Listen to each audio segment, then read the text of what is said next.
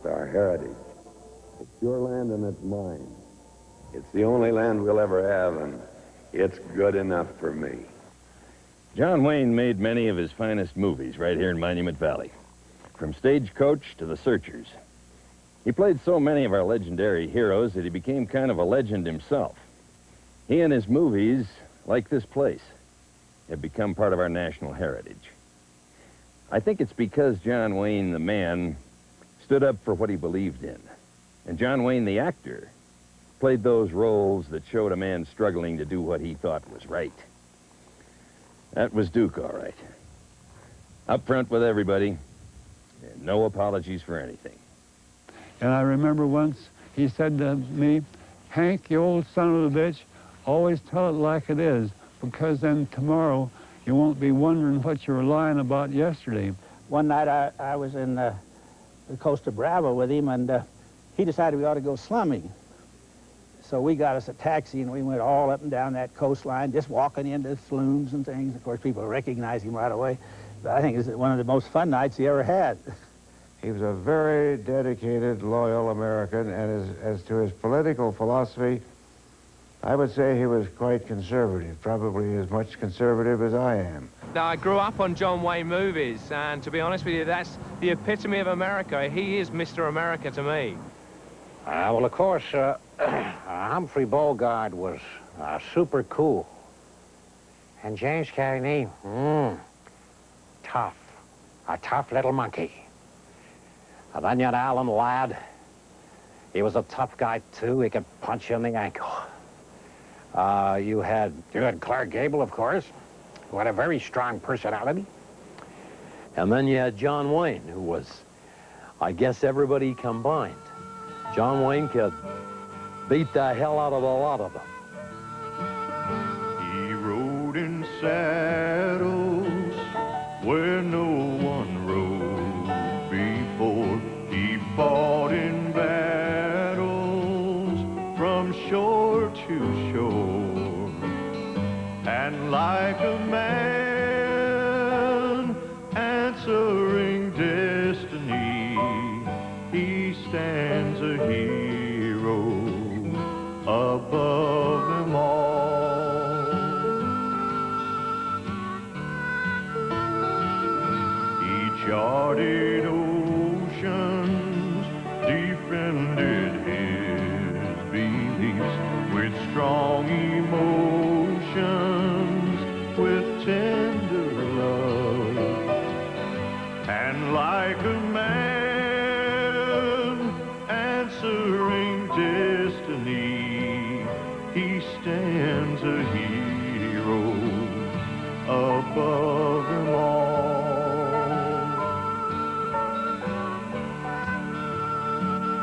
Above them all.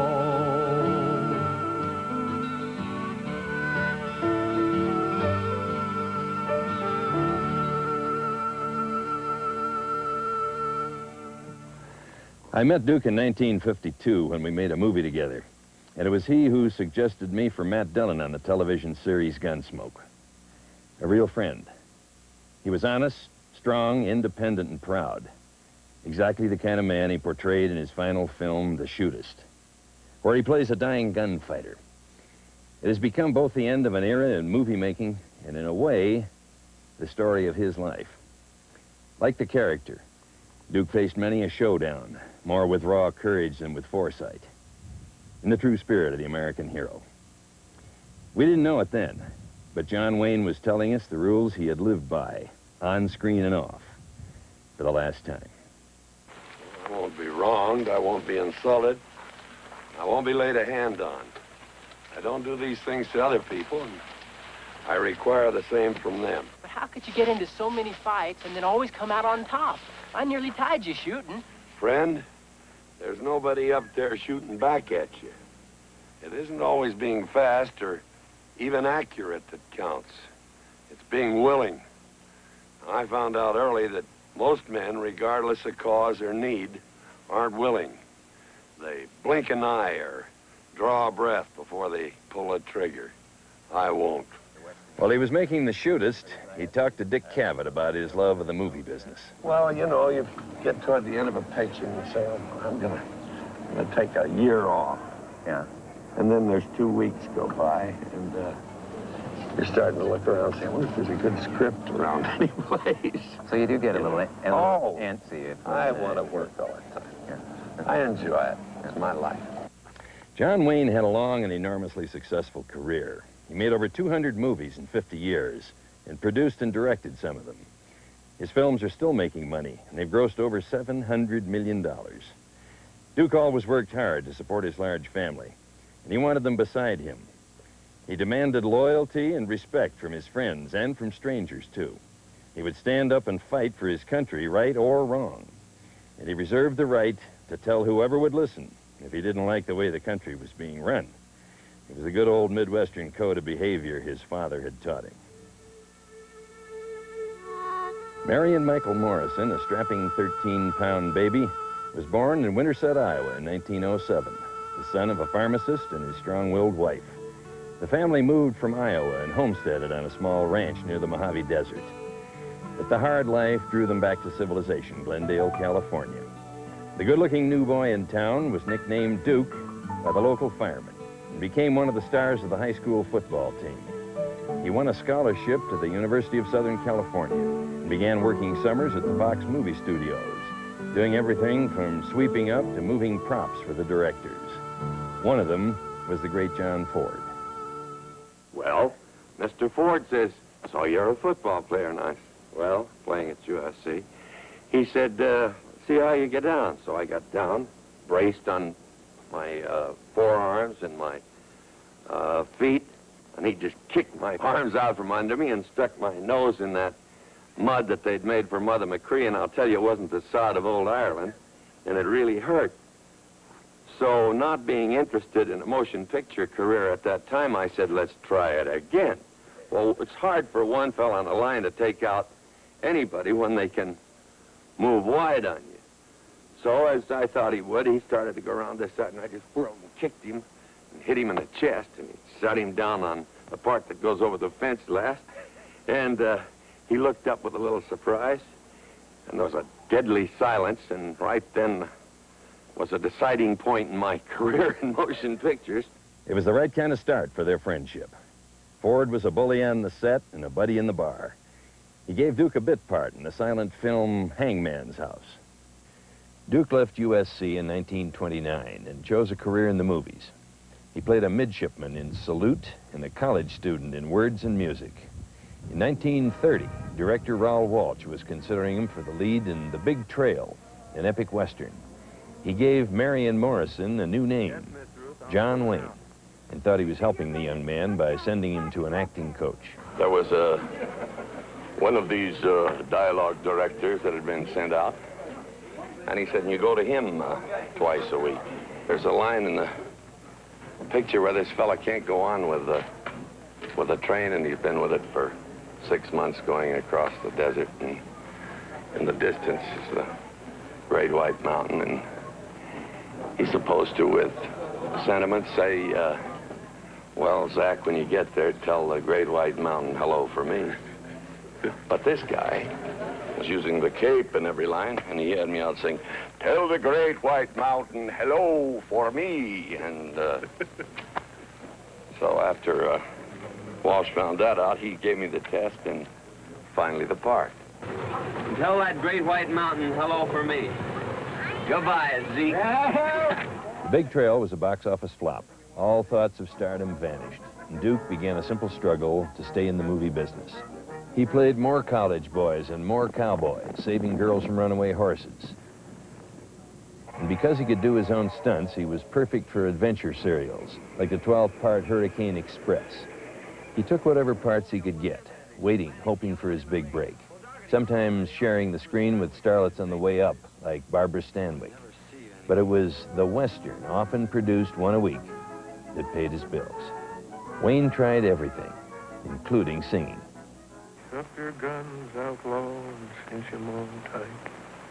There'll be blood a-running in town before night.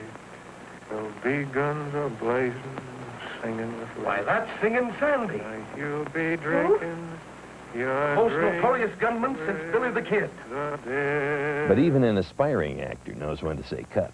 Make it fast, Slippery. This is your last draw. For nearly 10 years, John Wayne made at least 6 pictures a year, most of them B-westerns, learning his craft the hard way. By 1937, he was 30 years old, his hopes for stardom were fading, and he was sick of cheap cowboy movies and fast-buck producers. One weekend, his hard-drinking, card-playing buddy, John Ford, took Duke out on his yacht and let him read a screenplay. It would turn out to be a winning hand for both of them. Played out right here in Monument Valley. They were staying at a trading post that I visited very often. I ran a trading post myself, farther to the west than that place, and I went up there several days just to watch them, and it was a lot different making movies then than it is today. They actually never had any script that I know of. They would just sit around and say, well, we're going to do this and we're going to do that. Okay, go out and do it. And they'd go out and do it. Hold it! Oh, steady, ho. You know, Ford would probably have picked on Wayne all the time. I'm sure that he did on Stagecoach, because Wayne told me that he kind of picked on him. And that Wayne thought it was his way of getting the rest of the cast to be on Wayne's side and kind of help him, because this was the first time he'd done such an important role. Well, a big scene came up, and he just bawled me out to where finally all the actors, the cast was completely on my side. And from then on, I had the cast helping me, you know, as my first time really in the big time, working with so many top people. Look, kid, why don't you try to escape? There's a horse out there in the corral. Curly won't go after you because he can't leave the passengers in a fix like this. I gotta go to Lordsburg. Why don't you go to my ranch and wait for me? Wait for a dead man. Hasn't got a chance. It was 3 against 1 when the Plummer swore that you killed their foreman. Got you sent up. It'll be 3 against 1 in Lordsburg. Well, there's some things a man just can't run away from. The Ringo Kid was a perfect role for John Wayne, capitalizing on his natural combination of toughness and innocence. Stagecoach became a classic, restoring the Western to Hollywood's A-list, and John Wayne at last had become a star. But all was not well at home. His relationship with his wife was in serious trouble. He'd married Josephine Saenz in 1933, after a long courtship and against her family's wishes. They had 4 children during those early tough years, but her need for a quiet home life and his work hard, play hard lifestyle wouldn't mix. Duke and Josie separated, but he kept in close touch with his children, a loyal father. Meanwhile, beautiful women came into his life, always one at a time. There were really very few, considering he was one of the most attractive new stars in Hollywood. Marlene Dietrich was one of them. They made 3 films together. For you.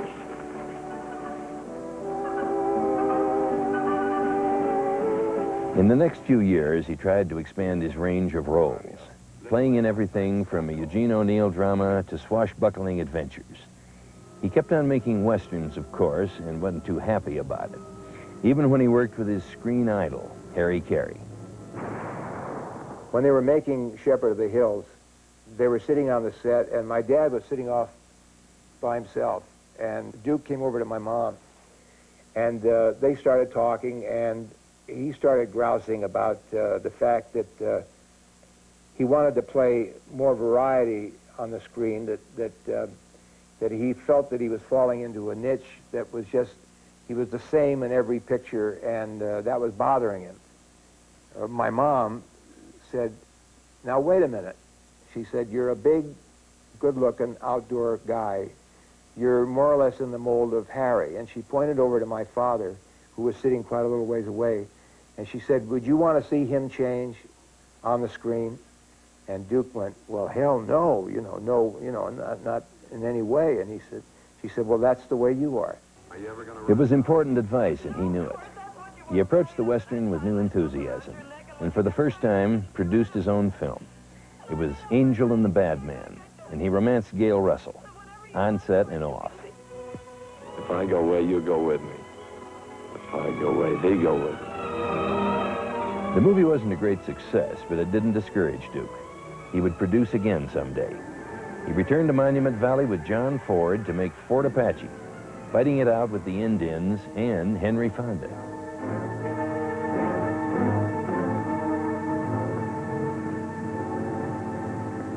I don't see them, not a one. Well, they're down there, sir, among the rocks. Have you seen them, Captain? I don't have to, I know. How? If I were Cochise, that's where I'd take up position. And that dust cloud beyond? It's an Apache trick. Probably squaws and children dragging mesquite. Very ingenious, Captain. You make me suspect your Cochise has studied under Alexander the Great, or Bonaparte at the least. Gentlemen, march your troops. We're charging the column of fours. Mounted in fours? That's suicide, Colonel. I tell you, they're down there. Captain York, you're relieved of command of your troop. There's no room in this regiment for a coward. At your service, sir. Duke plays a cavalry officer nearing retirement in She Wore a Yellow Ribbon. We filmed Yellow Ribbon in Monument Valley. And I'll never forget it because John Ford made us drive from Albuquerque. He wanted us to get sort of the atmosphere and so forth. And it was a terrible trip. We stayed at Goulding's trading post. And it was a very comfortable location. Except when Ford got us out in the elements and, you know, on horseback and waited for the rain, waited for the storm. He has a great keen sense of when a thing is sentimental and when it is maudlin. And he's not afraid of those kind of scenes. As a matter of fact, one of the things that he told me early in my career was, Duke, you're going to get a lot of scenes during your life that are going to seem corny to you. And he said, play them to the hilt. If it's East Lynne, play it. And he says, you'll get by with it. But if you start trying to play it with your tongue in your cheek and getting cute, you'll lose size yourself and the scene will be lost. A small token from the troop. They all put in the hat for it, sir. Even Sergeant Hochbauer.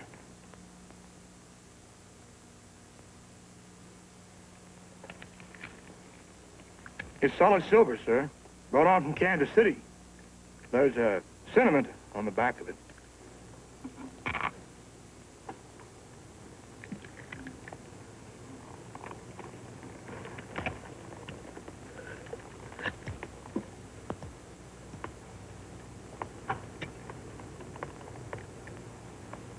To Captain Brittles from C Troop.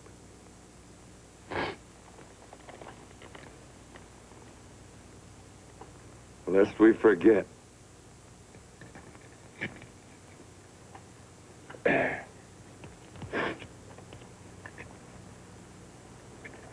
Thank you, Corporal. Thank you. Thank all of you.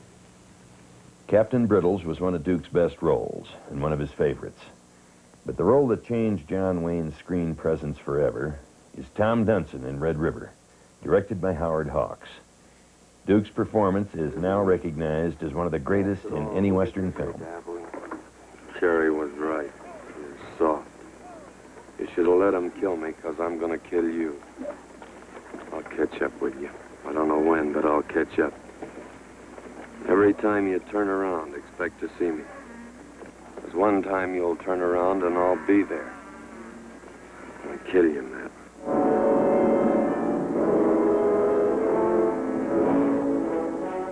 I was impressed by Red River when it came out. It's quintessential American, and it foreshadows the whole 60s. The conflict between John Wayne and Montgomery Clift is the two Americas right there, encapsulated. Clift, the anarchic, modern, individualistic, slightly depraved, self-absorbed, narcissist, and Wayne, the obsessed old order, reacting against this person. And that tension between those two actors is one of the most brilliant things. Go on, draw. I said draw.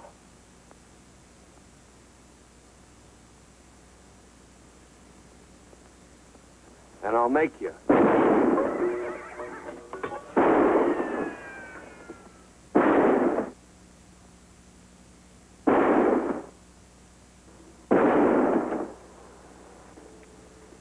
You're soft.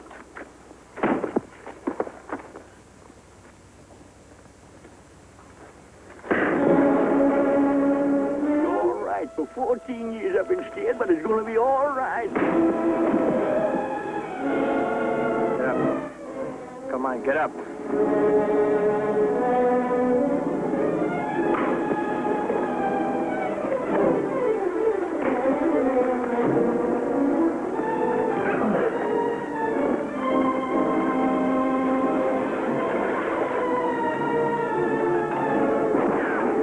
Stop it. Stop it. Stop making a holy... Stop it, I said. What a fool I've been. Expected trouble for days when anybody with half a mind would know you two love each other. It took somebody else to shoot you. He wouldn't do it. Are you hurt? No, just mix the fat. Then stay still. No, don't stay still. I changed my mind. Go ahead. Beat each other crazy. Maybe it'll put some sense in both of you. Go ahead. Go on. Do it. Use this. No, you can't. It's his.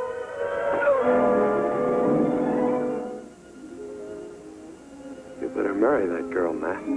Yeah, I think I... When are you going to stop telling people what to do? Right now. At least as soon as... When? As soon as I tell you one thing more. What? When we get back to the ranch, I want you to change the brand. It'll be like this. Red River D. We'll add an N to it. You don't mind that, do you? No.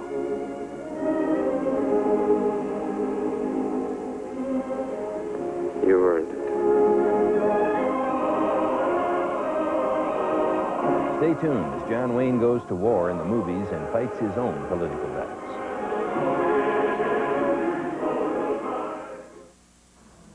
Compared to the World War II battles he would recreate on the screen in the 40s and early 50s. If ever a man was born to be a real-life soldier, it was Duke. Gutsy, strong, a natural leader.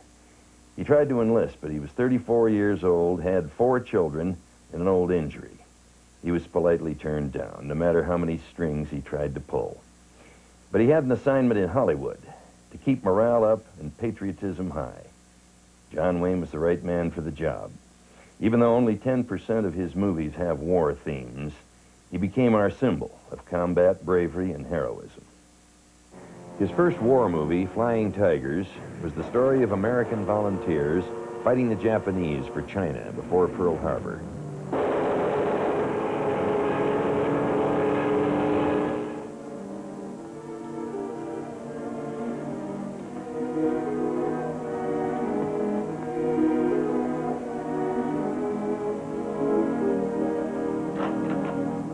It introduces John Wayne as a strict disciplinarian, teaching survival in wartime. Jim. There's an army truck out of here day after tomorrow for Lashio. Be on it. Don't say that, Jim. Till then, you're confined to your quarters. But I'm still a good flyer, Jim. I'll knock down 10 of those rats for the one of our boys. It's out of my hands now. None of these men will ever fly with you again. And they have to fly.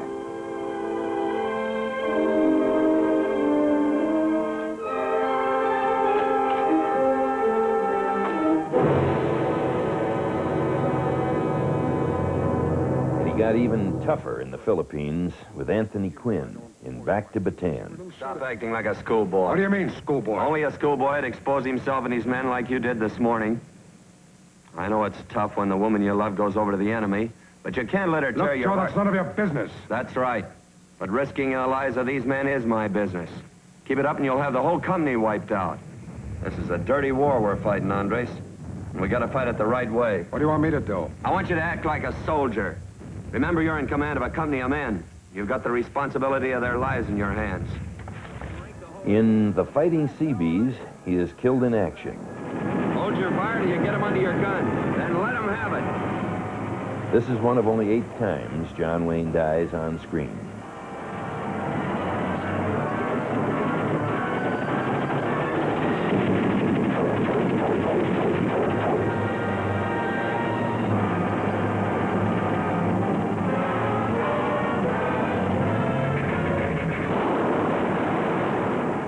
John Ford was given leave from the Navy to make They Were Expendable in 1944. Here we go!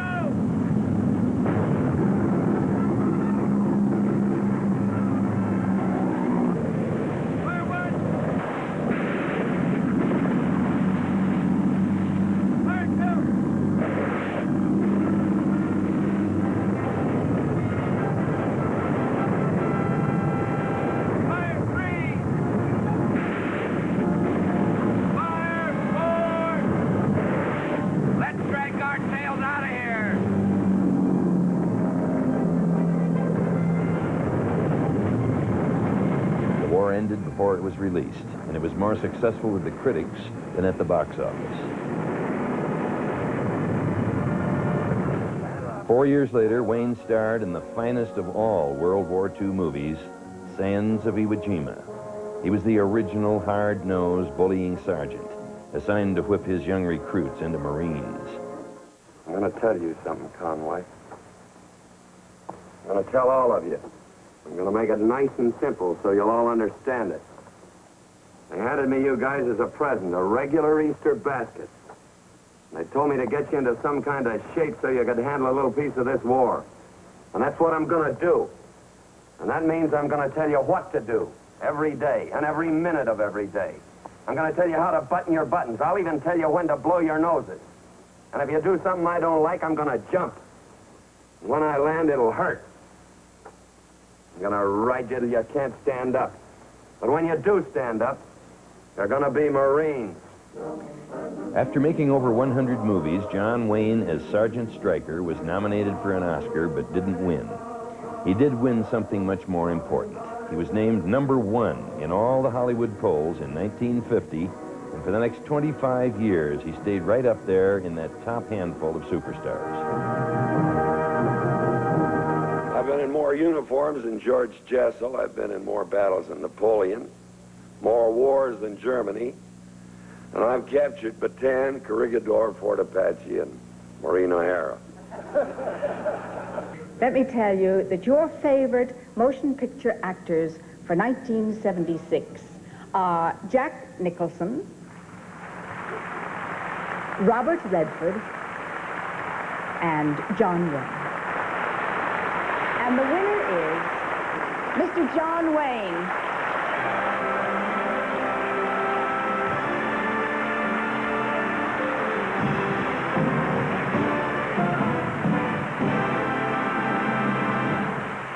They were America's favorite couple. Her fiery personality and his quiet, strong presence made the sparks fly. In Rio Grande, their first movie together, he's a cavalry officer and she's a Southern aristocrat. And he has left her and their son to pursue his career. First of all, there's respect, which is something that is maybe in short supply, and you don't feel that much from people like Redford and Newman. You do not feel any kind of deep respect for women in them, and you really do with Wayne. He listens to women. He's not so self-obsessed. Again, it's this whole thing of submitting to something else. He's not the be-all and the end-all in the modern way. He's not the individualist who is completely self-contained. There are other people in his world.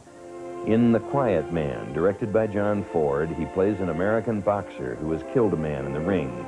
He retreats to Ireland and vows never to fight again. His wedding night with Mary Kate is ruined by her brother's refusal to pay the dowry. They tussle all the way through. It's this struggle for dominance. She wants to keep this dowry, and he wants to get rid of it because his view is that a woman should submit, a wife should submit and give up her dowry. And he finally comes to understand that this is not just money. It is a sign of her independence, a sign of her self-respect, and he understands that. So I think under the surface, you always feel this tremendous respect for women. Danaher, you owe me 350 pounds. Let's have it. I'll pay you. Never. That breaks all bargains. You can take your sister back. It's your custom, not mine. No fortune, no marriage. We call it quits.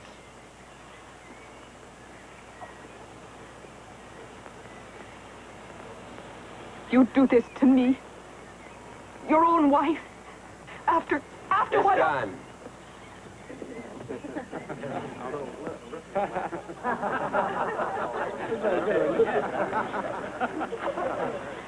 There's your dirty money. Take it. Count it, you spawn. And look, if ever I see that face of yours again, I'll push that through it.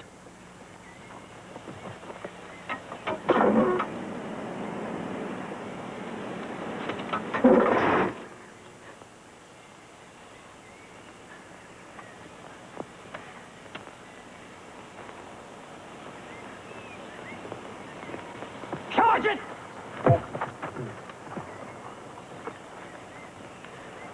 I'll be going on home now. I'll have the supper ready for you.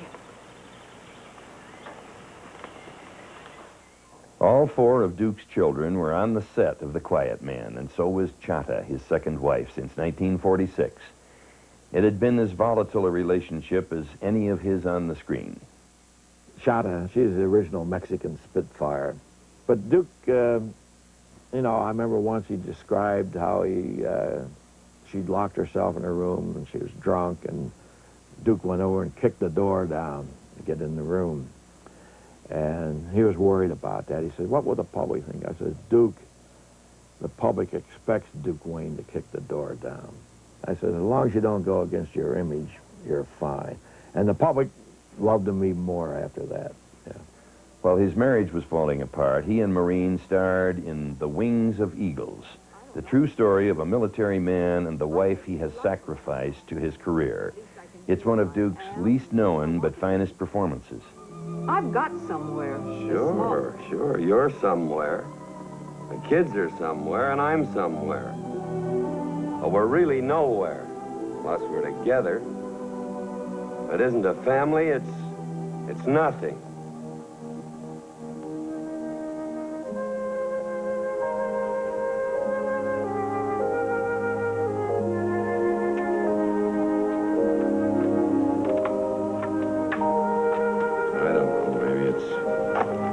Too late. Maybe...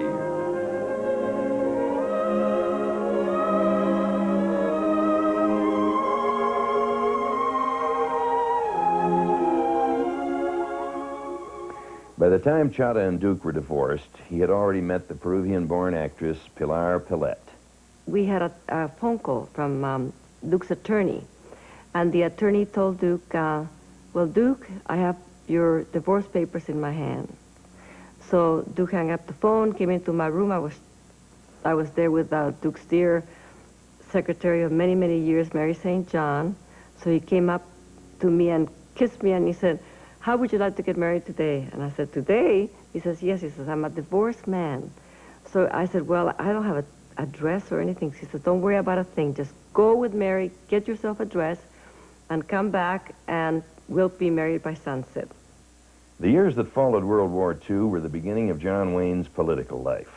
In Washington, the House Committee on Un-American Activities began hearings on alleged Communist Party infiltration of the movies.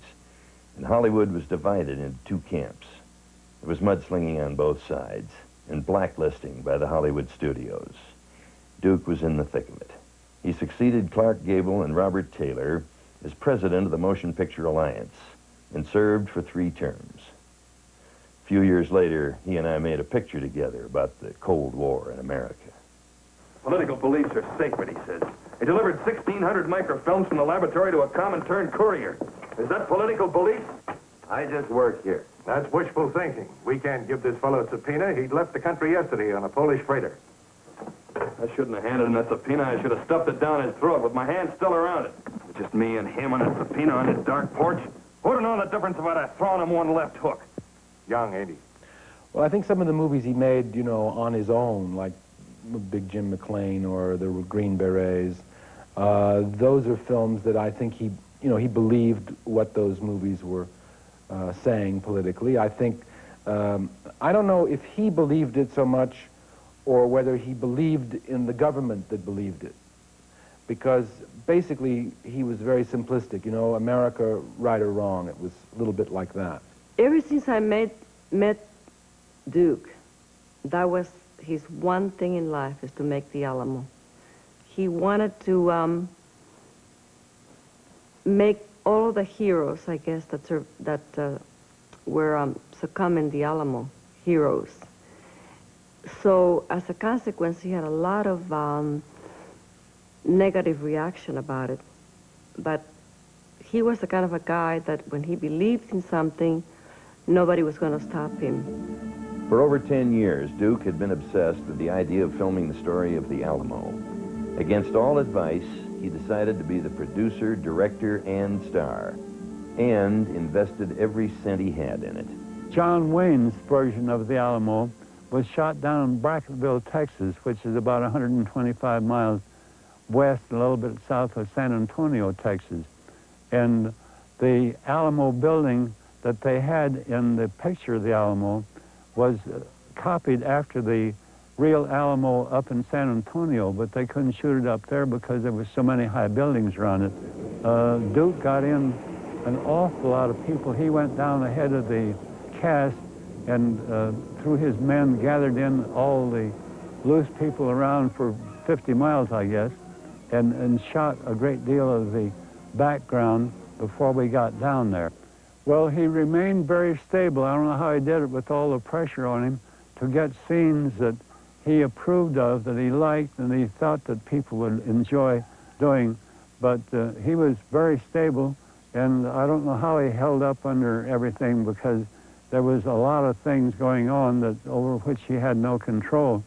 But he kept the company working and everybody doing their job that they had come down to do.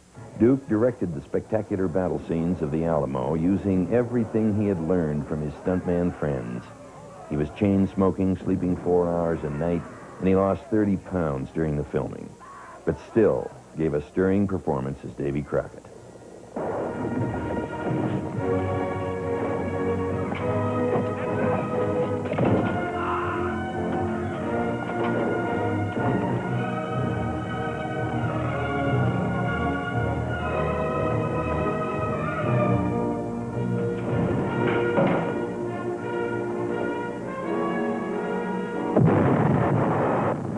The Alamo was released as a 3-hour, 19-minute historical epic, more spectacle than story. It was one of the 5 nominees for Best Picture of the Year, a tribute to a man who had obviously been paying close attention to all the aspects of the movie business. In a 3-page fold-out ad in Life magazine, Duke couldn't resist mixing his politics and his movie-making. He suggested that people compare the 1960 presidential candidates to the real heroes of the Alamo. 4 years later, he was right up front in the campaign of an old friend. Fellow Republicans, hello. I'm real glad to be able to talk to you folks today about the coming election. I'm sure we all agree on our candidate. We would talk with each other about what he thought I could do better and what I was doing wrong. He was a great follower of the actions of people in politics that were elected to positions. He'd be critical of them. He would be in approval of the things they did that were right according to his way of thinking. But he lived for his profession, and that was about it. After Goldwater was defeated, a group of Republicans came up to Duke and they asked him, Mr. Wayne, I think that you would be a wonderful candidate for the Republican Party. And Duke looked at them and smiled, and he said, first, I cannot afford the cut in salary, and second, who would vote for an actor anyway?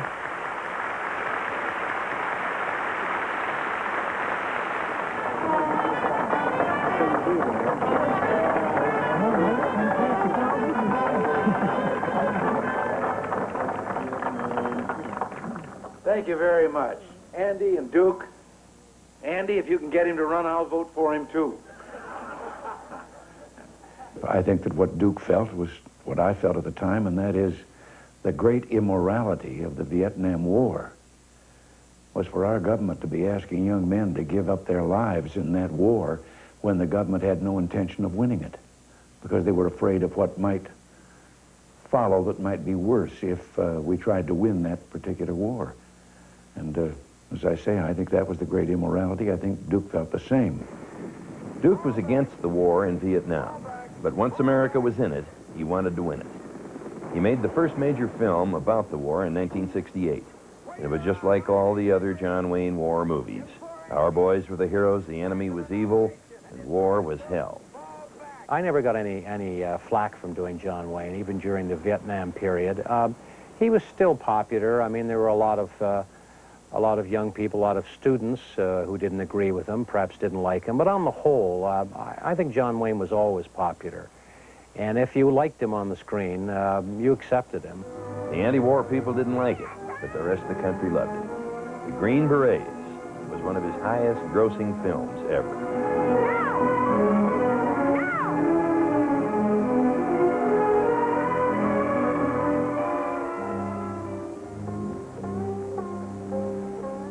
Ham chunks? You always knew it could happen, didn't you? But I didn't want it to. None of us did. Was my Peter Saad brave? He was very brave. Are you going to be? I'll try. I know you will. And I'm sure that your Peter's son would want you to have that. What will happen to me now? You let me worry about that Green Beret. Duke hated war, but loved the American GI. He entertained them, inspired them, and they touched his life. Captain Steve Hansen, a 25-year-old Marine, had sent his wife and little boy a picture the day before he was shot down in Laos. He was bare-chested, wearing his helmet, and on the back he had written, "Me is John Wayne." Duke wore Hansen's POW bracelet and kept in touch with Carol and Todd, sending the boy presents and letters such as this one. Dear Todd, I wish you a wonderful life. Just don't expect too much out of it, and you'll have some wonderful years. That's my sermon from the Mount this year, Todd. Give 'em hell. The Green Berets was John Wayne's tribute to the fighting men who would come back and the men like Steve Hansen who didn't.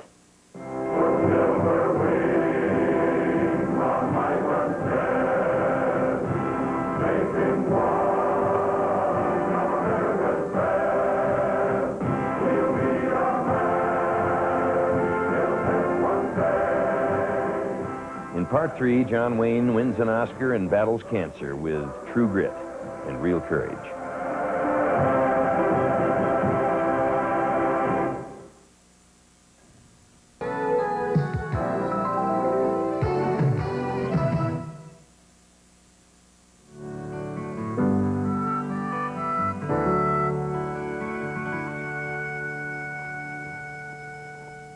In the West, riding alone, standing tall. That's how we remember Duke best. He always seemed larger than life, the ultimate hero. But if you look at his films, he's usually the underdog or a loner trying to resolve something in his past. Yes, he wins, but almost always at a high cost to himself. That's the kind of character he played when he worked with director John Ford here in Monument Valley in 1955. He plays Ethan Edwards in The Searchers. It's one of John Wayne's most haunting and memorable films.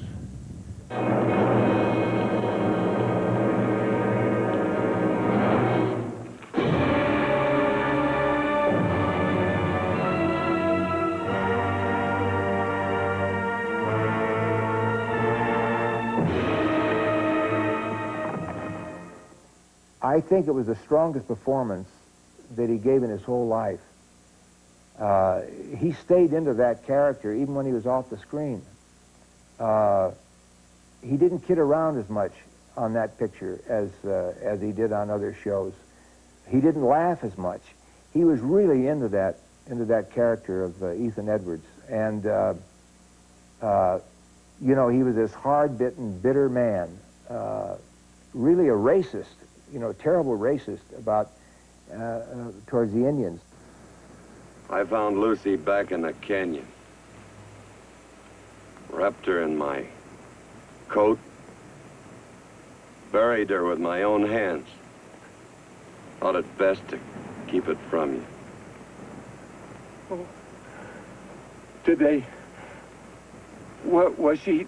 What do you want me to do? Draw you a picture? Spell it out? Don't ever ask me.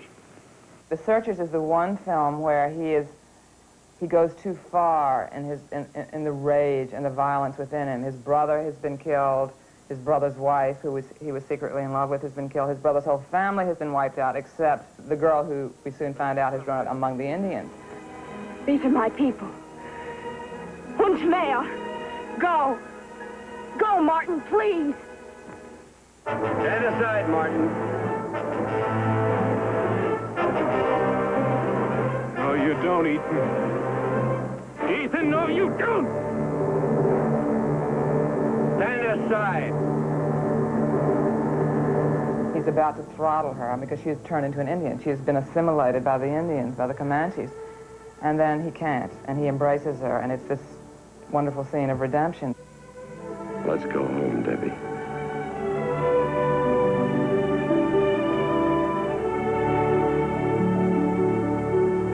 And one of Harry Carey's stances was grabbing his elbow and just looking off, and he always seemed like such a lonely character to me.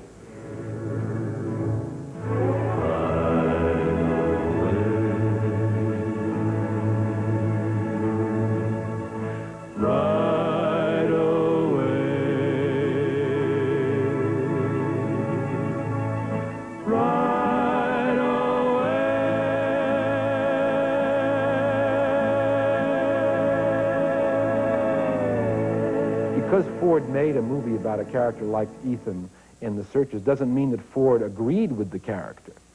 In order to make a film, he had to show a certain kind of person. Wayne, on the other hand, his politics were quite out front, and he continued to be out front about it. Ford at one point was quoted as saying, you know, "I love that damn Republican."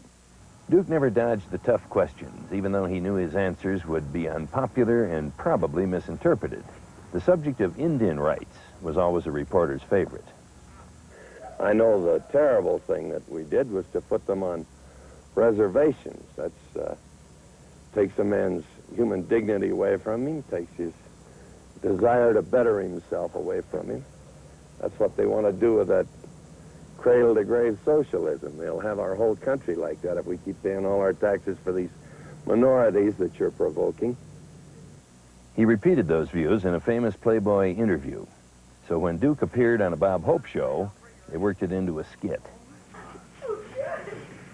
Come in, baby.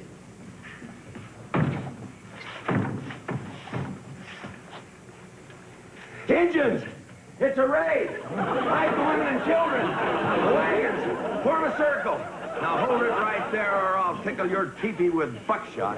Oh, hush up. Now, give me that gun. It's my fault. I should never have taken her to see the Battle of the Alamo. Losing one picture, and that's all they remember. Western movies began to change in the late 50s. They became town westerns instead of stories about long cattle drives and Indian fights. Directors like Howard Hawks knew that the audience would relate best to stories in a setting they recognized. And for most people, that was a town, no matter how small. There were new kinds of women for Duke to deal with, too. Here's a handbill about a gambler they're interested in catching up with. You know him? Says he had a girl with him. Says the girl's about 22, 5 foot 5 inches tall. Good figure. Brown hair and wears feathers. No, the man isn't our friend in the checkered vest, but you could be the girl. Yes, I could be. As a matter of fact, I am. Howard Hawks liked picking a new woman. He told me that the reason he liked it was because the other ones were too difficult. And I can see what he would mean, because now if I were to get that same job, I would be more difficult because I'd have more bad habits that he couldn't get rid of. Howard wanted a certain rhythm or non-rhythm. I was so new and green and unskilled, so between the two of us, Hawks had quite a hard time getting our scenes.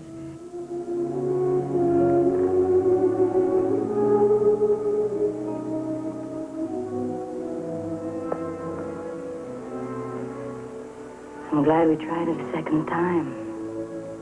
Better when two people do it. Well, I've kept you long enough. You better run along now and do your job. The new breed of Western woman was more aggressive and often left him speechless. After Rio Bravo, Duke made 8 major movies and did cameo appearances in The Longest Day and How the West Was Won. He was exhausted and working hard to pay his Alamo debts. He had a terrible cough and couldn't shake it. But he and Pilar headed for Spain to make Circus World. That park's gone. It's out of control. We gotta make a fire break if we're gonna save any of this tent. There was quite an accident when he was making Circus World. Apparently, one of the tents caught on fire. Nobody told him, come on, you know, it's time to get out of here. And he just kind of stuck around until the smoke got really bad. And at the last minute, he escaped. But by that time, it had caused serious damage to his lungs. And he really, literally, could not get his air. I was not at the set at the time, but when he came home, I could see that this guy was a sick man. The medical exam he had after the fire may have saved his life. He was diagnosed as having lung cancer and was operated on immediately. Studio publicists lied about his condition. Duke being a friend, I went over to see him, and I was met at the door by a nurse, and she says, well, Mr. Wayne is not receiving any visitors. Well, Duke heard my voice, and as only Duke could say, he says, let the SOB in. So I go in there, and I'm no sooner in, and Duke says, well, Jim, I licked the big C. And I said, the big C? Jesus, first I'd heard about it. I'd fallen for the leg injury story. And he says, yeah, he said, they took a tumor off my lung, big as a baseball. He says, but I've licked it. He says, I said, Duke, we should have a story on that, because it's a great thing for cancer sufferers to know that John Wayne has licked cancer. He says, well, he says, Hal Wallace, the producer, has got a picture coming out, and they want me to not say anything about it because it might hurt business. He says, just sit on the story, and I'll let you know when you can use it. Well, it's an amazing thing. When I broke my story, Duke, within 1 week, got 50,000 letters from people suffering from cancer and saying how inspired they were. Did you do a lot of praying at that point in your life, or are you a Listen, prayer? I've prayed more than once in my life, but I felt a little closer to that man upstairs at that time, and sure wished he'd give me a hand, and if it worked out in his plan for things. And luckily it did. But These you went back doctors were to great. smoking. I know a lot of your friends. Then you went back Well, to I went back to, I don't know cigars. that You were smoking smoking cigars. gave me cancer. Well, you don't know that it didn't either. No. Well, I mean, the same thing. I mean, lots of people have been killed stepping off a curb. I didn't stop stepping off a curb. 20 years after that operation, the findings of attorneys filing lawsuits for Utah residents hinted at what might have caused Duke's cancer. John Wayne had shot a film, The Conqueror, in St. George, Utah in 1954. Less than a year before, the area had been exposed to radioactive fallout from a bomb they nicknamed Dirty Harry, along with 10 other atomic shots. The government had assured director Dick Powell that it was safe. So day after day, the 220 actors and extras battled in the sand. They were in Utah, about 100 miles from the Nevada Proving Ground. And first, I think it was Dick Powell died of cancer. And then Pedro Armendariz got cancer. Agnes Moorehead. Duke. And then all of a sudden, it all came together, you know. I thought, gee, you know, here's this radiation and all these people dying. And I checked into it and found out 70 people on that movie died of cancer, and God knows how many extras, because they hired thousands of Indians to play Mongols. And there's never been any record kept of them, but there's been 70 people, the cast and crew of that picture, died from cancer. Duke went back to work just 3 months after losing a lung. He made 6 movies in 4 years, and then, at age 61, got the role he was born to play, Rooster Cogburn in the film True Grit, with a screenplay by Marguerite Roberts. My politics and John Wayne's politics couldn't be more different. He was a very conservative man, a terrific patriot, and I was a blacklisted writer. I was blacklisted for 10 years.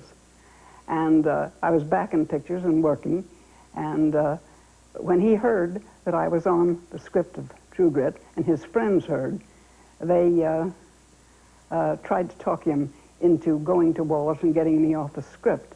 But he waited till he read the script, and he liked the script, and he said, "To hell with you," to his friends, and he refused to say anything at all about me working on it. He was really remarkable. Rooster Cogburn was a drunk, and Wayne played him as a drunk, and a dirty old guy, fat guy. I mean to kill you in 1 minute, Ned, or see you hanged in Fort Smith at Judge Parker's convenience. Which will it be? I call that bold talk for a one-eyed fat man. Fill your hand, you son of a bitch!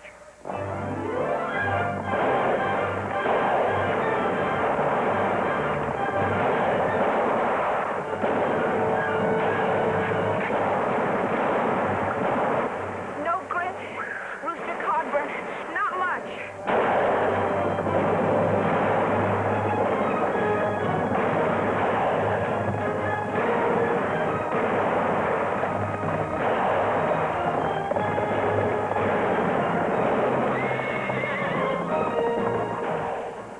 The book sort of just ended, it sort of drifted off, and Mattie Ross and Rooster Cogburn were so important that they should have been the absolute focus for the ending, and they weren't in the book. Yeah. So I made that ending, where Rooster comes to visit her, and she invites him to be buried in their family plot. You have no kin. I do not count Chin-Lee and the cat. Now where else would you end up, in some neglected patch of weeds? Well, now I might just take you up on that offer, sis. If you'll excuse me if I don't try to move in too soon.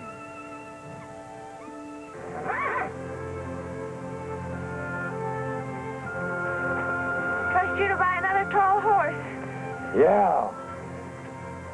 He's not as game as Bo, but Stonehill says he can jump a 4-rail fence. You're too old and too fat to be jumping horses. Well, come to see a fat old man sometime. Yeah!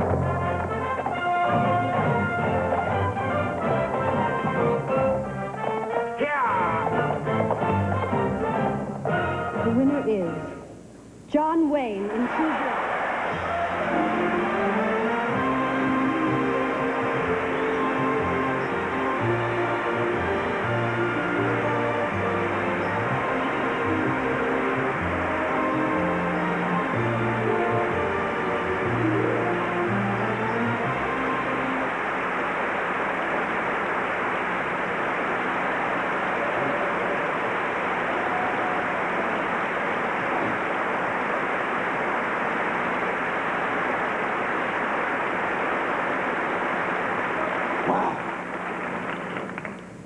If I'd have known that, I'd have put that patch on 35 years earlier. Ladies and gentlemen, I'm no stranger to this podium. I've come up here and picked up these beautiful golden men before, but always for friends. One night I picked up two, one for Admiral John Ford, one for our beloved Gary Cooper. I was very clever and witty that night, the envy of even Bob Hope. But tonight I don't feel very clever or very witty. I feel very grateful, very humble, and all thanks to many, many people. After True Grit, he went relentlessly on to make a dozen more films, working with some of the great ladies of Hollywood and Broadway. There are some of us who, you know, were raised in the method and so on, and there's been a lot of discussion by great teachers saying that the Duke was a method actor, taking purely from himself and always playing the same thing. I think Duke is an American phenomenon. We do have some that are. He is a really American phenomena. This is the way the American man feels he should be. To the movie-going public, John Wayne is the symbol of masculinity. Miss Hepburn, you are the symbol of the independent, liberated Why woman. didn't you just say femininity? Yeah, why didn't you? Because that's what she is. That is true. That is true. But it's kind of a... She is the most feminine thing that I've worked with in about 45 years. I'm feminine enough to make him sweet, you see. That's because I'm Cajun. Yeah, she's pretty cute, I'll tell you that. She makes you feel good all day. It does a lot, then, I take it, for both of you. Yes, it does. Yes, it does. It's nice to have a man who's a man. Duke and Pilar separated in 1973. Their three children had held them together, but the demands of his career and location shooting away from home finally ended it. They were never divorced, but Duke was not a man to live out his life alone. Well, he did care about public opinion, some of the things that were said. He didn't care that the world knew about our relationship. But the things that, pardon me, the National Enquirer or the Star, some of those things that they printed that we said, we had never even spoken to them. And then on one occasion, I think it was I don't know, one of the papers, I won't mention the name, had written something, and Duke asked me, he said, you write him and tell him I want a retraction, or I'm going to sue them. And I called the guy, and he said, fine, we'll retract it if you'll get us an interview with John Wayne. And you're probably not going to put this in, but Duke said, you tell him I said go to hell, and they'll never get an interview with me. Of course, it was very exciting to be around Duke, not just for his personality and the type person he was, but it was also very exciting to go places with him. He used to tell me that he loved taking me places. He said, Pat, I've already seen this time and time again. He said, but I love seeing it through your eyes. He said, it makes me feel young again. When he got the script for The Shootist, he was excited about it, and it never crossed his mind at the time that this was going to be his last picture, and that he would later be dying of cancer, which was what happened with the person in The Shootist. Why don't you just say it, flat out? All right. You have a cancer. Advanced. Damn. I'm sorry, folks.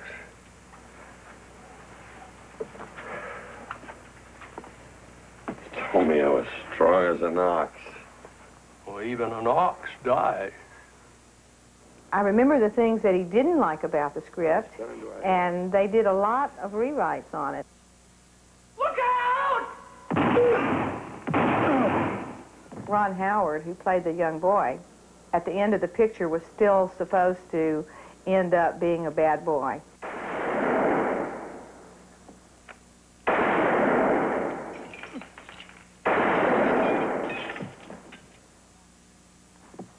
that was rewritten so that the influence that he had on this kid turned his life around to make him, you know, come out to be one of the good guys.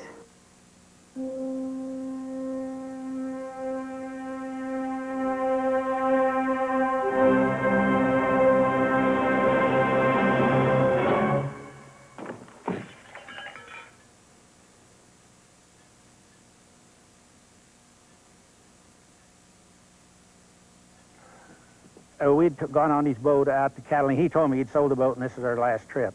So we went out there. I think there was just he and his secretary and my wife and the regular crew. So we stayed 4 days, but he wasn't feeling good at all. And of course he went out on his whaler. That was those little boats he had, and we were out on one of them, and he's trying to tell me how they'd gotten all the cancer, and he was so happy about it, which of course was bravo. But then we went back to his home and we stayed with him a night or two, playing cards and visiting, just sitting out and visiting. And on that morning, we got ready to go home. He had Pontiac people always gave him a car every year, so he pulled around to the front door, and I had a feeling this might be our last visit. So we gave one another that big Mexican embraccio, and he said, "Wait a minute," and then he went back and came out with this big Panama, and I still have it. Put it on my head, like a cowboy's farewell. Duke died on June 11, 1979, mourned around the world by 3 generations of movie fans and friends. You know, Duke knew everything about making movies, and he'd be as excited about a new project as a kid. And if you were working with him, you better be as bright-eyed and bushy-tailed as he was. Duke was generous and genuinely kind to everyone, family, friends, co-workers, even the fans who wrote to him for money with the darndest stories you ever heard. He was that kind of a guy. Duke was the most patriotic man I ever knew. He could tear into the government like a Bengal tiger, but you didn't badmouth America while he was around. Shortly before his death, Congress voted to award him a special medal. And the inscription read simply, "John Wayne, American." Duke never expected or wanted to be a legend. But when it happened, he lived up to it. You can bet there'll never be another one like him.